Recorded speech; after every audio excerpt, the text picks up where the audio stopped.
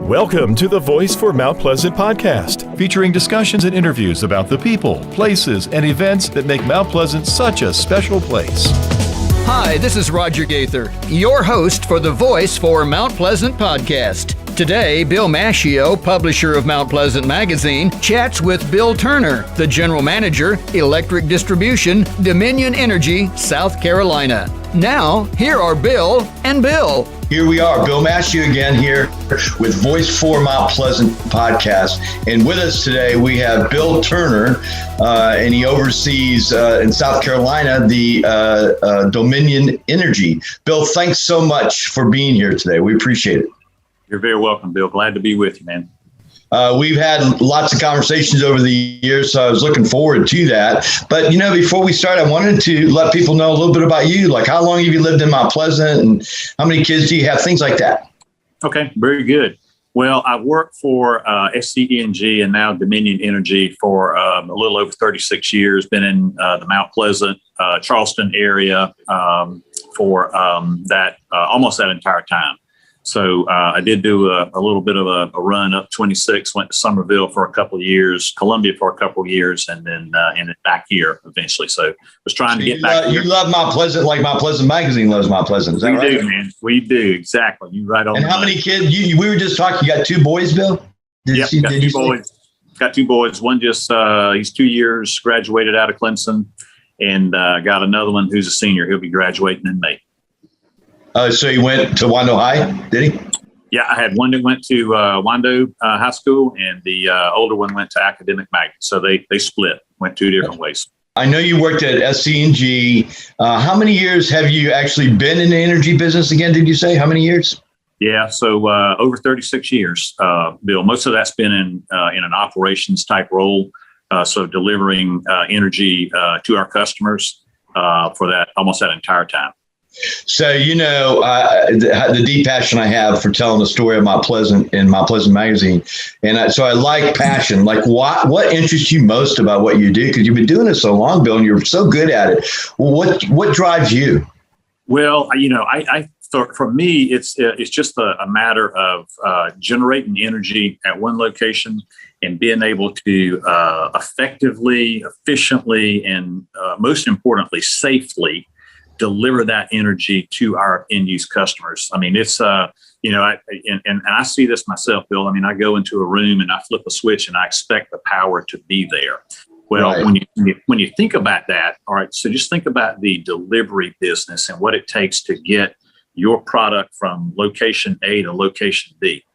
So when you go into a room and you flip a switch and you expect energy to be there, we deliver energy to you faster than FedEx next day air gets delivered to you because you demand it and it is instantaneously delivered to you.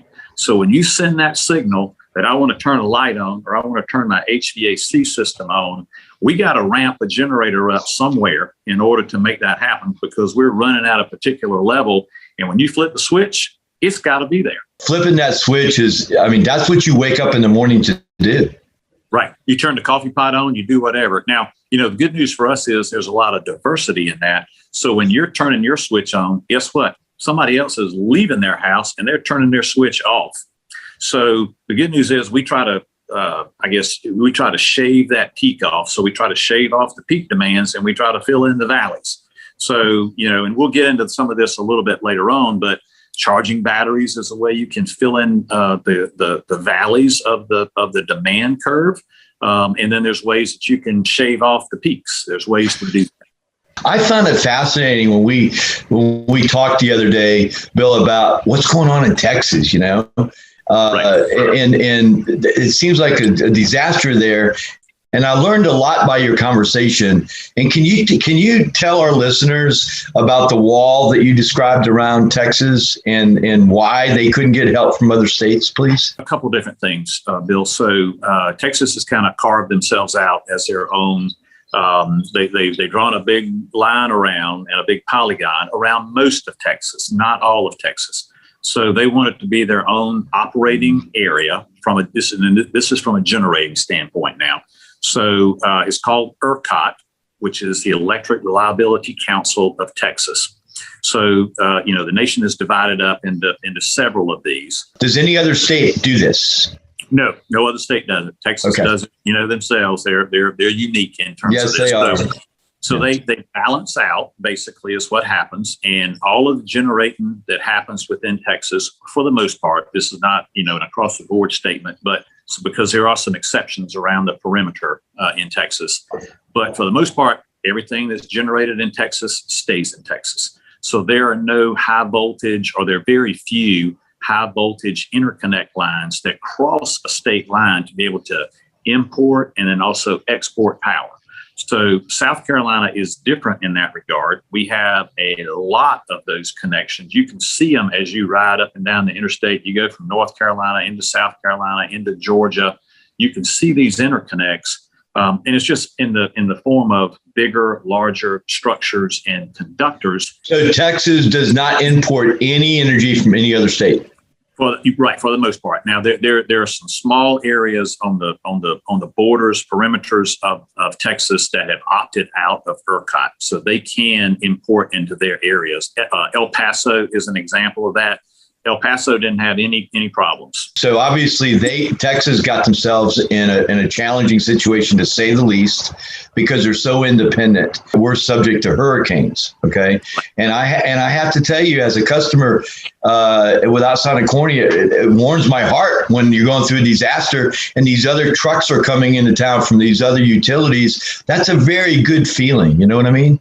And so how does that work? Tell us from a customer standpoint, how does that work, please? Well, I'll touch very quickly on Texas, because that process worked in the Texas scenario very well. Also, they were able to get crews in from other states. They just were not able to bring power in from other states. Okay. Right. So they did have some physical damage to their infrastructure. It wasn't as bad as a hurricane or anything along those lines in terms of a natural disaster. But they did have to do repairs on that, and they were able to bring crews in from outside of the state to come in and help them. Okay. In South Carolina, we do the same thing. So, if we have time to prepare, sometimes you have time to prepare for these disasters. Sometimes you don't. An earthquake is an example of one that you don't have a whole lot of time. In the case of a hurricane, you've usually got days, maybe even a week to prepare. So what we do, and sometimes, Bill, we spend so much time on this. If there's a long work up period, we can almost tire ourselves out because of all the preliminary work that we do. But we start days in advance, and we're part of an organization called the Southeastern Electric Exchange. For acronym purposes, we call it the SEE. Depending on how you count this, about 60 individual companies spread from Texas along the Gulf, throughout the Southeast, down to Florida, all the way up the Atlantic coast, all the way up to New York State and Connecticut. So all of these companies they participate in this organization. So if one of those companies needs additional resources, and we would in the case of a hurricane, then we can request a call of all of those companies, and we get on the phone and we determine who has resources that can come help us, all the way from Texas, all the way from Oklahoma, all the way up to New York City, all the way down to Miami, Florida. Bill, does that cost the consumer that switches the Dominion Energy switch on? Does that cost the consumer anything? Well, it will cost our company when we mobilize those resources. So at the point where here's an example. Let's say that a hurricane is starting to kind of it's got a bullseye on Florida. And then things kind of move up the coast. So the threat starts moving as the hurricane gets blown around.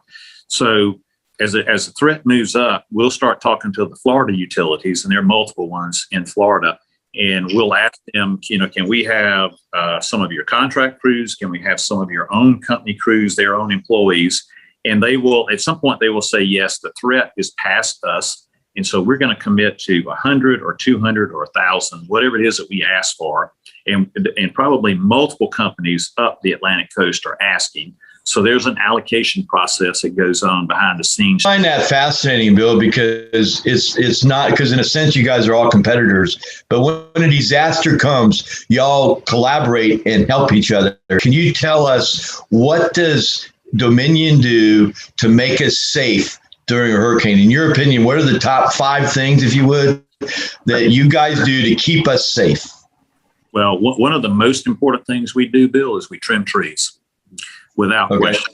And that happens almost every working day that we are in business throughout the year. So that's what, 220, 230 working days in a year.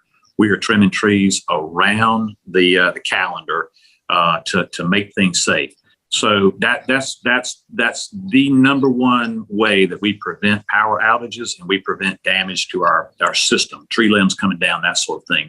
Other things that we do include inspections of our facilities. That includes every single pole that we have. So that means a person goes there, and what you'll see, an evidence of this, is if you go up to one of our wooden distribution poles, you'll see a little small tag on there. It looks like about a nickel or quarter size tag, and that gets nailed to the pole when the inspector goes there. So it indicates what company was there. And these are contract companies that do this for us, but an inspector goes there, sounds the pole.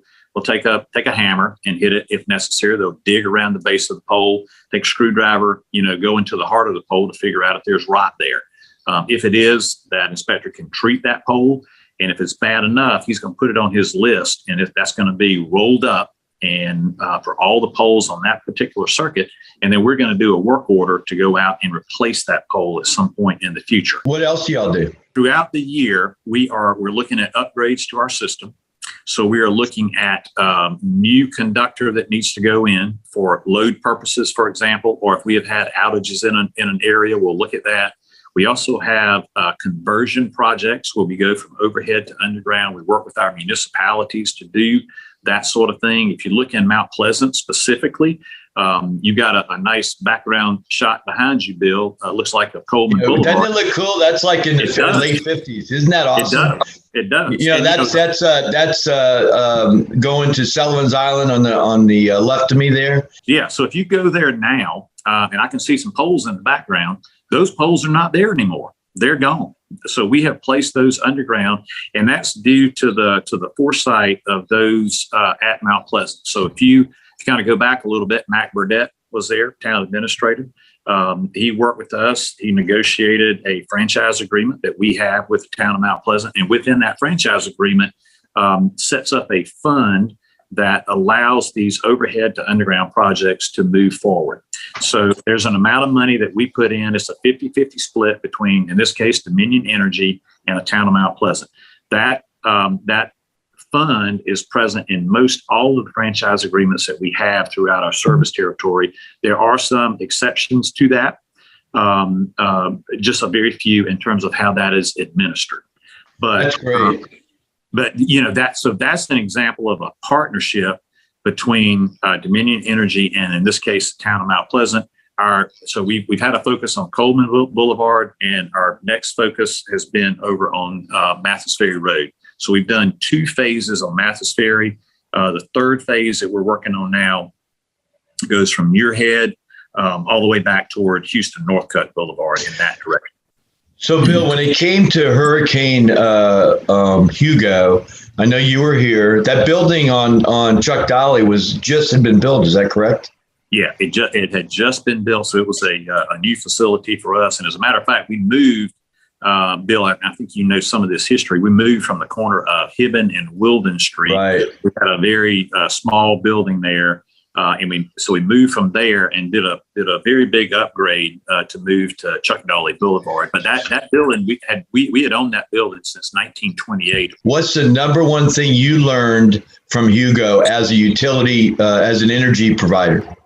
Well, what we need to do is, and I think we learned this and the industry learned this, is when we bring crews in to help us, they need to be self-contained. So what we try to do is we try not to lean on the host utility. Okay. So when we send crews out of town or when crews come to help us, you usually go, especially if it's a big hurricane, you're going into a very devastated area. So you don't have lodging, you don't have hot showers, you don't have food, you don't have basic necessities, just to sustain life. So what we try to do is if necessary, when we go help someone else, we'll take a caterer with us. We'll take all their vehicles. We'll take tents. We may have to sleep in our vehicles. We can also get a tent city. If I'm hearing you right, the number one thing you learned from Hugo, because you got all these other things in place that are helping your customers, you actually, because you are nurturing your customers, so to speak, you weren't thinking about your family, the Dominion family, and the other people that came in, or in that case, it was South Carolina, SC&G. That's an item that we talk about as we work up to a hurricane. And that's for our folks that work here. We know we're going to need them almost 24 hours a day. We ask them to take care of their family, and that may mean getting them out of town, their spouse and their children, getting them out of town to a safe location so that our employees can focus on the restoration effort. So, Bill, let's go ahead and talk about something a little more pleasant than a hurricane, alternative energy besides the way we've been raised. What is Dominion doing in that space? Bill, I think the most common thing that we are doing now is solar energy. So we've got about 1,000 megawatts of solar energy on our system. So let me give you a comparison there. And this is probably the closest comparison that I can give you. We have a generating station in Goose Creek. It's our Williams generating plant. It's actually in Bushy Park. It's over near the Naval base. That's up there by the Google plant, right? It's close, right? It's close. This plant is along the Cooper River. It's there for cooling purposes. We need to bring water in to cool the plant down and circulate water throughout the plant. And so that is about 600 megawatts. So the solar that we have on our system now, in effect now, so if you look at it from a number standpoint, it can take the place of that plant. The thing you have to realize is that plant can run 24 hours a day. Solar only works when the sun is shining. It does not work when clouds come over. And so that source can be intermittent. And so when a large cloud cover comes over, I mean, that curve can go up and down depending on how many clouds you have. On a nice sunny day like today, it works fine. So that has to be taken into consideration, and we have to be able to dispatch that on a daily basis. But you probably also saw in the news a couple of days ago, Santee Cooper had to refire one of their coal plants in order to meet the load demand that they were expecting during this last cold snap. So solar cannot provide all of that. It has a place on our system as well as other electric utility systems, and we're trying to have a plan for a diverse fuel mix. Do you feel that that Dominion is counting on solar for the future? Yes, that'll be part of the diverse fuel mix. The thing I think, Bill, we have to look at closely is how much solar will we need on our system. And I'll tell you, this is a delicate balancing act that we perform every single day, because we look out and we anticipate and we project what our load is going to be, and we line our plants up so that those folks know that they are going to be needed on a. Is this a daily function? Is it done automatically or is it manual? We have tools that help us. Okay, so we have software tools that help us do this. It looks at weather, it looks at clouds, because that's a big part of solar, for example. And so we have to look at coal delivery. We have to look at natural gas. You have to have a weatherman on your team. Oh, we do. Yes, without question. So, I mean, we have meteorologists that help us from a standpoint of, being able to forecast storms, but also tell us what the temperatures are going to be, where it may be icing, where it's going to be low temperatures, high temperatures, all those things. And that goes into the big algorithm that helps us predict which plants need to run. Now, here's something that most folks may not know. This is the time where we are able to do maintenance on our plants in the spring and in the fall. We can also do maintenance on other facilities as well. We can't do as much maintenance in the cold winter and in the hot summer. When a company's big like Dominion, everybody kind of, well, they're the big guys. They're the big guys. But I know you guys like to give back to the communities. I just know you do. But what have you done to be a good neighbor, like I know that you guys like to say? Yeah. And, Bill, I think the main thing here is this is where we live and where we work. So, employees bring ideas to us almost on a daily basis. If there's a charity that they see that they want to support, and we have internally, we have ways that if an employee wants to give back to a local charity, then Dominion has a matching program up to a certain dollar amount, and they will match. And I've taken advantage of this. I'm on the Trident United Way board of directors. We try to spread that around. What are some of the other 501c you've contributed to? Well, Trident United Way is the big one. 180 Place is another one, Bill, downtown, which is very important right now from a standpoint of having warming shelters and having places where homeless folks can go, get a hot meal, get a warm place to stay. Charleston Aquarium is another one that we have done here recently. Just a number of things, and we try to keep this local. Dominion has helped us out. We have a committee that looks at these requests on a monthly basis and determines the best way to give back to the communities where we live and serve. That's great. That's great. Bill, I really appreciate you being on Voice for Mount Pleasant. People can catch it on all the Spotify and Apple podcasts, and they can also catch it on YouTube. But it's voice4mp.com. Bill will take people there, and I appreciate you being here today. You are a good neighbor, and I hope the people that have listened today realize that that's what you guys are all about. When you flip that switch, you want to make sure that everything's working properly. Yep. And, and that's our job, Bill. And we certainly want to do that, again, safely, reliably, and efficiently to deliver energy to our customers that need it for their basic needs and for their businesses as well. And I'm glad to be with you here, and always enjoy talking to you, Bill. Well, it's funny because right now we're going to flip this switch, and we're going to go about our day. But thanks again, Bill. Okay. You bet, Bill. Take care. Thanks for spending your time with the Voice for Mount Pleasant podcast by Mount Pleasant Magazine. Your community, your podcast. Listen to past episodes at voice4mp.com.